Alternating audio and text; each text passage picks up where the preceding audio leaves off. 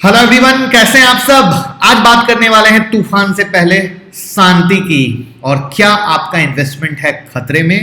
और साथ में 3 स्टॉक आपके डिमांड के, टाटा मोटर्स, डी मार्ट और बीपीसीएल।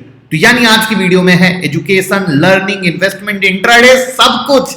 तो मैं मुकुल अग्रवाल आपका आप ही के यूट्यूब चैनल में स्वागत करता हूं। जो भी नए लोग चैनल को जरूर सब्सक्राइब करें और बेल आइकॉन हिट करें, क्योंकि आपकी स्क्रीन पर इन्वेस्टमेंट के भी वीडियो हैं, स्ट्रेटजी के भी वीडियो हैं, निफ्टी के एवरीडे के भी वीडियो हैं और हर रात में आपकी पसंद के भी वीडियो हैं। तो बेल आइकॉन हिट रहेगा तो आपके मोबाइल पे सारी नोटिफिकेशन जा पाएगी और आप पूरा मजा ले पाएंगे।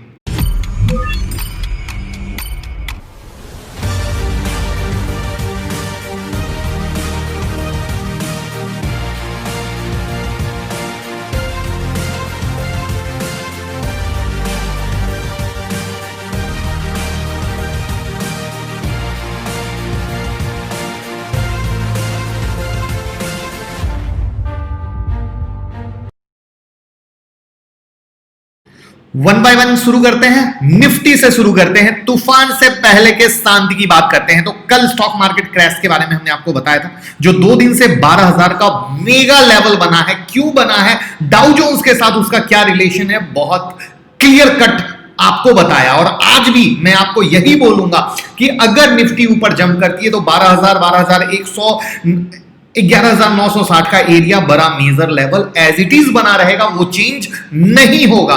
साथ में कल हमने क्या लेवल दिए और किस तरीके से आगे क्या करना है।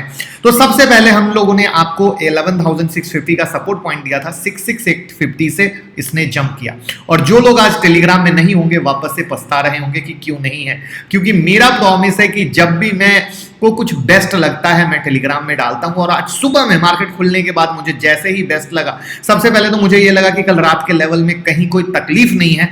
मैंने सुबह में ही डाल दिया कि कल रात की निफ्टी की वीडियो में, निफ्टी और स्टॉक की वीडियो में स्टॉक के जो लेवल दिए गए हैं वो क्या है, बिंदास। उसके बाद जब मार्केट खुला तो मुझे जैसे ही निफ्टी के नए लेवल मिले, क्योंकि वीडियो में मैंने 960 का लेवल दिया था, तो मैंने 11,818 और 11,836 का बिंदास सेल लेवल आपके पास दे दिया, जिसमें आप लोगों को आईजीएल का जो सेल पॉइंट दिया था प्रॉपर आया और मुनाफा बना।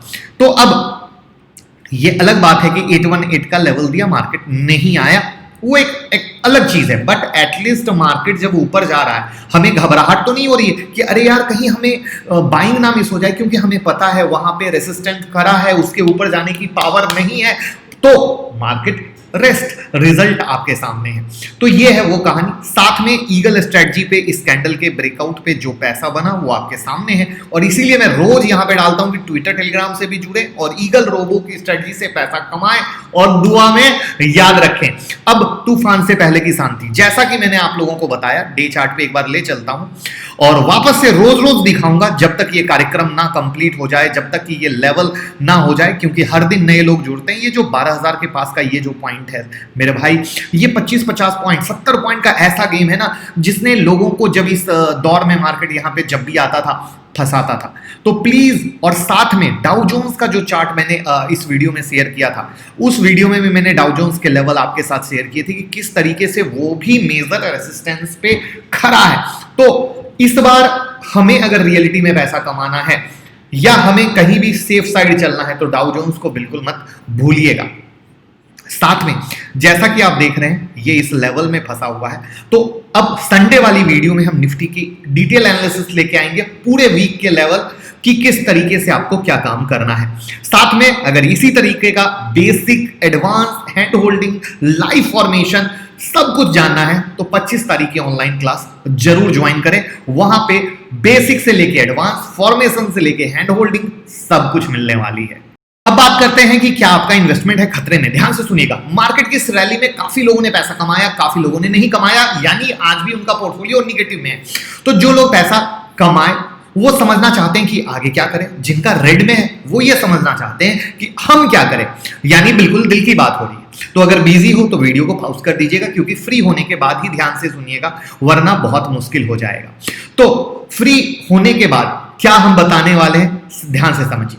देखिए, आपकी जो इन्वेस्टमेंट किए हुए स्टॉक हैं या फ्रेश करना चाहते हैं, वहां पे कुछ चीजों को, आसान सी चीजों को आपको सिर्फ समझने की जरूरत है। और मुझे सबसे ज्यादा चिंता होती है रिटेल इन्वेस्टर की, क्योंकि वो इन छोटी छोटी चीजों को सबसे ज्यादा इग्नोर करते हैं और जिसके कारण वो फंसते हैं, और जिसके कारण वो जो लेटेस्ट में मैंने कुछ बैंक की वीडियो बनाई थी, कुछ ऑयल सेक्टर की वीडियो बनाई थी कि किस तरीके से वो फंसे हुए हैं। तो प्रैक्टिकल सी चीज बताऊंगा, आप बहुत आसानी से समझ पाओगे कि जब भी किसी स्टॉक का जो कंपनी है उसका जब डेट लेवल बढ़ता चला जाता है, तो मेरे अनुसार डेट की एक ही परिभाषा है, डेट यानी कर्ज, कर्ज यानी मौत। आई होप आप भी एग्री करेंगे। तो डेट का लेवल जब भी लगातार बढ़ रहा है, इसका सिंपल सा मतलब है कि मैनेजमेंट बहुत पुअर है, तभी तो वो सही ढंग से कामकाज को हैंडल नहीं कर पा रहा है और तभी तो डेट का लेवल बढ़ता जा रहा है। और इसका इंपैक्ट सिर्फ और सिर्फ शेयर होल्डर पर होता है, जैसे जेट एयरवेज या जैसे फ्यूचर ग्रुप बेस्ट एग्जांपल है। और दोनों ये ऐसे स्टॉक हैं जिसमें लोगों ने बम्पर पैसा भी लगाया था और बम्पर दौर पे फंसे भी। और अभी अब साथ में देखोगे तो बॉम्बे डाइंग हो, वोडाफोन हो या अडानी ट्रांसमिशन हो, ये सब शेयर में डेट लेवल बढ़ते जा रहे हैं। अगर सेकंड पॉइंट होता है हाई वोलेटिलिटी। हाई वोलेटिलिटी का क्या मतलब है?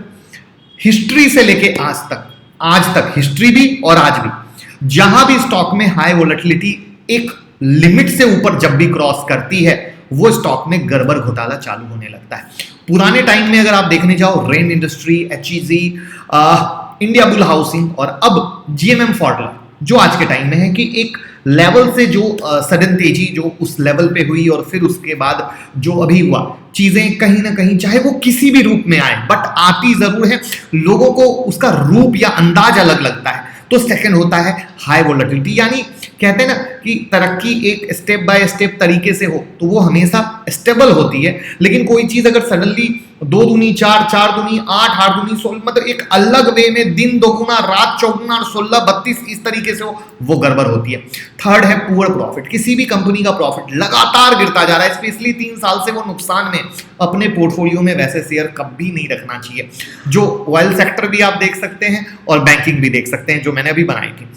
पुअर ग्रोथ, किसी कंपनी का ग्रोथ भी गिरता जा रहा है, इसका मतलब साफ क्या है? या तो जो उनके पियर्स हैं उनसे आगे, पियर्स मतलब कॉम्पिटिटर, उनसे आगे बढ़ते जा रहे हैं, या फिर पूरे सेक्टर पर किसी क्राइसिस का साया छाया हुआ है। जैसे अभी कोरोना के कारण एविएशन ले लो या इंटरटेनमेंट इंडस्ट्रीज ले लो, पूरा छाया हुआ है। आप पीवीआर, आइनॉक्स शेयर समझ सकते हो।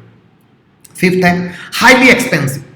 ये की फैक्टर, ये वाला पॉइंट मुझे सबसे ज्यादा इंपॉर्टेंट लगता है, क्योंकि किसी भी शेयर की वैल्यूएशन जो है ना बहुत इंपॉर्टेंट होती है। और अगर कि कोई स्टॉक अपनी औकात से ज्यादा वैल्यूएशन पे पहुंच जाए तो या तो वो आपको सही रिटर्न नहीं दे पाएगा, या फिर कहीं ना कहीं एक बड़े हाई वैल्यूएशन पे आके प्राइस करेक्शन आएगा ही आएगा और आप फंस जाओगे, जिसमें जैसे अभी देखो लगातार अदानी ग्रीन बढ़ता जा रहा है। तो ऐसे देखें बहुत सारी चीजें, बट ये 5 चीज एक की पॉइंट है जिनसे बाकी सारी चीजें जुड़ी हुई हैं। तो ये चीजों को अगर आप करेंगे, आपके पोर्टफोलियो में अगर पहले से ऐसे कोई स्टॉक है उनको बिंदास निकाल दें। अगर आप नया पोर्टफोलियो बनाना चाहते हैं तो ऐसे स्टॉक को ना डालें, तो आपका स्टॉक कभी भी खतरे में नहीं आएगा, और अगर ऐसा है तो आपका पोर्टफोलियो बिल्कुल खतरे में है। अब जानते हैं बीपीसीएल के बारे में, और बीपीसीएल को, टाटा मोटर को और डीमार्ट को चार्ट पे देखेंगे। देखिए कल रात में जब मैं लाइव आया था, बीपीसीएल के बारे में मैं आपसे डिस्कस कर रहा था कि बीपीसीएल की सिंपल सी कहानी है, सरकार का डिसइन्वेस्टमेंट पे जैसे भी कोई रिएक्शन आता है, स्टॉक में उछाला आता है, और जैसे ही डेट एक्सटेंड करती है स्टॉक गिर जाता है। तो आज जैसे ही आया कि अब सेंट्रल गवर्नमेंट जो इसमें हिस्सेदारी बेचने के लिए जो डेडलाइन बार बार बढ़ा रही थी वो अब नहीं बढ़ाने वाली, और जैसे ही ये खबर आई स्टॉक में उछाला आ गया। अब देखना है कि आगे क्या होता है, बट अभी तक में जो रूस की तेल कंपनी थी, रोसनेफ्ट, सऊदी अरामको थी, ये सब ने बीपीसीएल से अभी किनारा कर लिया। जो दोनों कंपनियों ने इससे पहले दिलचस्पी दिखाई थी। अब आगे कौन आएगा, कैसे आएगा, ये एक इंपॉर्टेंट फैक्टर है, क्योंकि सरकार बीपीसीएल में हिस्सेदारी बेचकर 600 से 700 अरब रुपए जुटाना चाहती है, बट होगा क्या, ये इंपॉर्टेंट है। Let's see on the chart. Chart आपके सामने स्क्रीन पर है। बहुत अच्छा स्टॉक था क्यों बोला वो भी बताता हूं। बहुत अच्छा रिटर्न भी दिया, लेकिन जब से इस डिसइन्वेस्टमेंट की खबर आई, इस पे नजर लग गई। नजर लगने का सेंस है कि स्टॉक कंप्लीटली न्यूज बेस्ड हो गया। जब जब न्यूज आई डिसइन्वेस्टमेंट की, ऊपर बढ़ा, फिर जैसे ही बायर या डेट घटे स्टॉक गिर गया। तो इस तरीके से करके हर बार चूंकि बड़ा नाम आ रहा था तो इन्वेस्टर को, जो रिटेल इन्वेस्टर है, उनको बहुत इंटरेस्ट आ रहा था कि अरे यार अच्छी चीज़ है, बीपीसीएल बहुत अच्छा है, लेकिन जैसे ही कोई और भी बड़ा नाम आएगा तो डेफिनेटली इसमें और भी अच्छा इन्वेस्टमेंट मिलेगा। लेकिन करते करते ये आप देख ही रहे हो कि किस तरीके से 510 के बाद ये कोरोना वाले में 252 का लो मारा था, उसके बाद रिकवरी में इसने 481 का हाई मारा और वापस से 325 का लो मारा। तो मेरा ये मानना है पर्सनली कि न्यूज बेस्ड स्टॉक में देखिए अगेन बड़े इन्वेस्टर के लिए पैसा फंसे कोई तकलीफ नहीं होता है, लेकिन जो हमारे रिटेल भाई हैं, जो छोटे इन्वेस्टर हैं, वो सिर्फ इस तरीके से न्यूज बेस में जब फंसते हैं उनका पैसा लगातार फंसता है। ये आप भी जानते हैं, कभी रुचि सोया में फंसा, कभी फ्यूचर ग्रुप में फंसा, कभी ओमेक्स में फंसा, कभी किसी में, मतलब वो एक नंबर और साइकिल चलता रहता है।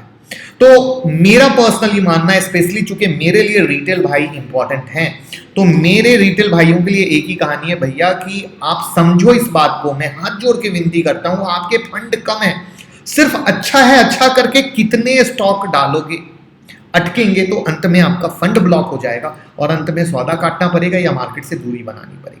तो सिंपल ट्रेंडिंग स्टॉक जो चल रहे हैं, जिसमें तेजी है या मंदी है, बाइंग खेल रहे हो तो तेजी वाले में, सेलिंग कर रहे हो तो मंदी वाले में, ट्रेंडिंग में चलो, फंसे हुए में नहीं या न्यूज बेस में नहीं।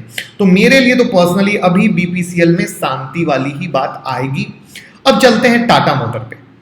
टाटा मोटर ऑलरेडी मैं लगातार हर वीडियो में एक बात बोल रहा हूं, जो भी पुराना फॉलो कर रहे हैं, कि जो इनका डेट फ्री होने का प्लान है और साथ में जो इनके पीछे नाम है, प्लस जो अब इस स्टॉक की वैल्यूएशन जहां पे ये खड़ा है, ये अपने आप में एक उचित है। और उस उचित के सिनारियो में मुझे डेफिनेट लगता है कि अब आपके पोर्टफोलियो में टाटा मोटर होना चाहिए। आप देख ही सकते हो इसके मंथली चार्ट पे 605 का हाई था, उसके बाद किस तरीके से ये लगातार गिरा, जिसमें हमने ऑलरेडी आप लोगों को एग्जिट भी करवाया था। लेकिन अब मुझे लगता है कि भैया ये होना चाहिए, जिसमें 125 से as a investment 5 to 7 years के हिसाब से 125 से मैंने आपको इन्वेस्टमेंट की सलाह दे रखी है। बाकी अगर वैसे अदरवाइज लेवल पे बात करोगे तो 114 और 110 के लेवल अच्छे हैं।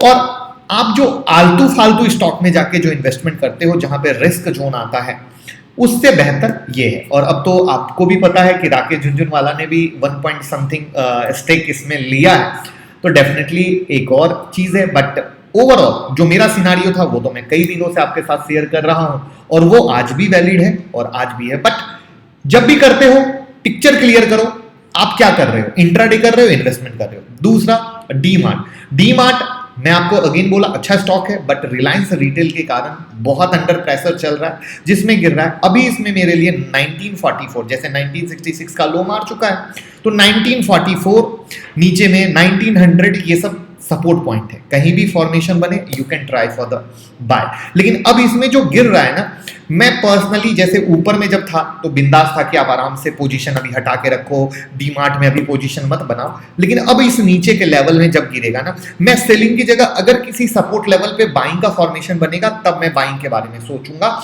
लेकिन अब इस नीचे के लेवल में मैं सेल के बारे में डी-मार्ट में नहीं सोचूंगा। तो ये मेरी क्लियर कट सलाह इसमें है। साथ में ईगल रोबो का फायदा लें और 25 तारीख की क्लास ज्वाइन करें। हर कुछ वैल्यूएशन कैसे समझी जाती है, क्या कुछ है, सब कुछ जानने को मिलेगा। साथ में हर दिन आप मेंटर से डिस्कस कर सकते हो अपने सवाल, अपने जवाब, जो कि हर एक ट्रेडर, हर एक इन्वेस्टर की रिक्वायरमेंट होती है कि कोई एक इंसान तो हो जवाब दे, जो उसके चार्ट को देख के बता सके, उसकी चीजों को देख के बता सके। और वो सारी चीजें हम आपके साथ करते हैं, जिसमें आपके सामने फीडबैक में किस तरीके से लोग कमा रहे हैं, किस तरीके से हैंड होल्डिंग में बढ़ रहे हैं, किस तरीके से एक दिन नहीं 4 दिन का प्रॉफिट कमा रहे हैं, वो सब आपके सामने है। और यही चीज आपको आगे लेके जा सकती है, वरना तो बाकी फायदा लगे दुआ में याद रखिए, लोगों के साथ शेयर कीजिए, प्यार दीजिए। Thank you so much.